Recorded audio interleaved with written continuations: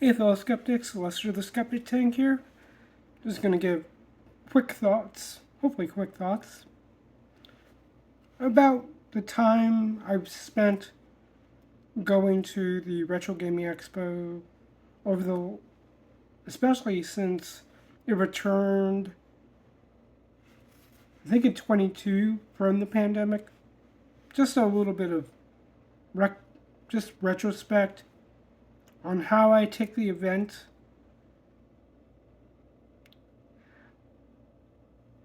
Off the bat, I can say right away, not as well.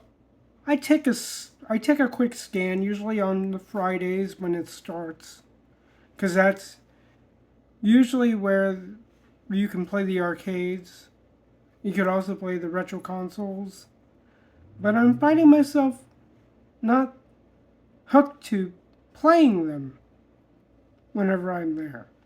Now, granted, I have the entire weekend to do that. Usually, I try to go for the weekend, and it's a nice luxury to have. It's kind of an insurance policy in case, for whatever reason, I'm bored from whatever panels I might attend.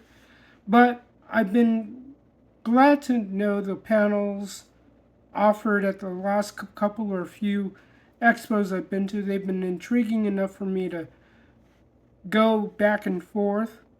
And I just gotta say, another off the bat, I was thrown through a loop when they move. I don't know if they do it every other year, but they kind of change their location within the convention center, which I don't mind.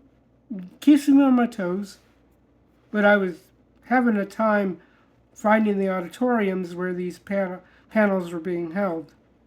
Um, I think it's just because I got so used to the expo being in a different area to start. But I've been more intrigued attending historical panels. You know, a lot of recollection about uh, how things came to be, particularly with the Apple IIe and how it kind of pioneered or spawned a movement in computer gaming and video gaming as a whole throughout the decades.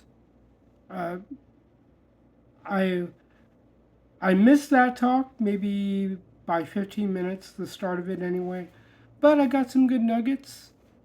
Can't complain. Attended a panel on Sega's many swings and misses, and I can go into a little bit about how Apple didn't really exactly innovate. They just like BASF. I don't know if they made these attempts at innovation better, but I can say they marketed it better to the masses. So then like I said, I attended.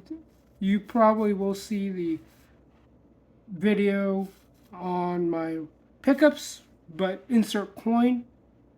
I am gonna watch that eventually. It was kind of nice while I was waiting for my Blu-ray to come in. I stumbled upon Console Wars and just kind of learning the insights from the retrospect in the life of Sega of America and hate to put it this way versus Sega of Japan.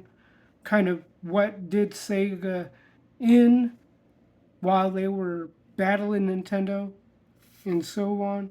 But attending these kinds of panels, I I just had this appreciation for those who built what came before or built what I grew up on, and I'm sure many others like myself grew up on these games, and just getting into their mind of what drove them to develop games like Narc, the the growing wave of I think it's called digitization, or not using sprites, but digitizing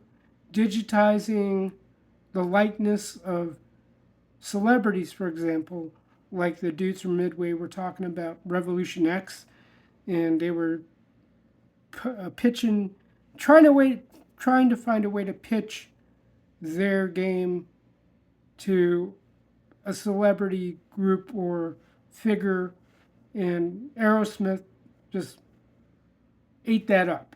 Just like James Cameron ate up their proposal on Terminator 2, the arcade game, where one of the main developers was given a endoskeleton to take home for the digitization process. So that's cool, those guys who lived through that, and especially when I get to hear other developers, like the guy who goes by Grums on Twitter, and YouTube. He was on Midnight's Edge, WDW Pro, to name a few, and I think Valiant Renegade. Just telling the stories about what it was like. And so my retrospect on the gaming expo is that just being around those people, and this year's Retro Gaming Expo had the dudes, the actors and actresses from the original Mortal Kombat game. I didn't get to hang out at that specific booth or attend that specific panel. It was tough. I had my choices of panels, just so many to choose from, and so little time. I just wish that there was a way, at least for the Sunday, and I understand Sunday for many, end of the weekend, you gotta start your work week. I just wish that they would extend the expo for maybe an extra hour or two, because there were other panels I would have liked to attend, like the Nick Arcade, and there was one on console prototyping I missed out on. Just it's like, talk about making a decision. What panel do I watch, or what panel do I listen in on? But I'm thankful that I got to attend some good panels. And if you ever decide to plan to be in the Portland area, do put the Portland Retro Gaming Expo on your radar. I know guys like Brandon the Anime Guy has the trepidation for the city of Portland. I get it, but at some point I wish you can get over that for a weekend, and maybe we can hang out. All right, fellow skeptics, don't want to keep you long. Peace out, and I'll catch you all on the other side.